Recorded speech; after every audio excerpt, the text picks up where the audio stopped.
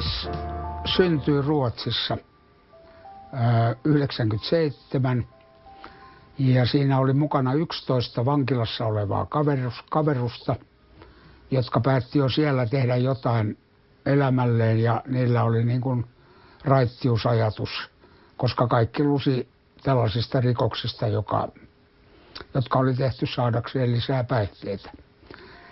Niin ne kehittelivät ajatuksen, että tehdäänpä semmoinen positiivinen revanssi yhteiskunnalle.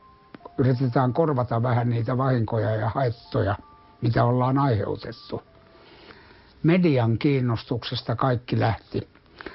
Media oli kiinnostunut kavereista, jotka aikoivat muuttaa elämäntapansa ja meidät alettiin nähdä myös siellä suunnalla niin kuin vertaisina, johon koko meidän taas työ perustuu.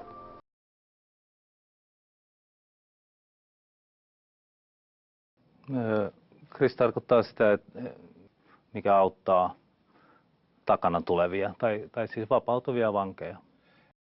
Meillä on siis toiminnassa 100% päihteettömyys, rehellisyys, toveruus, yhteisvastuullisuus.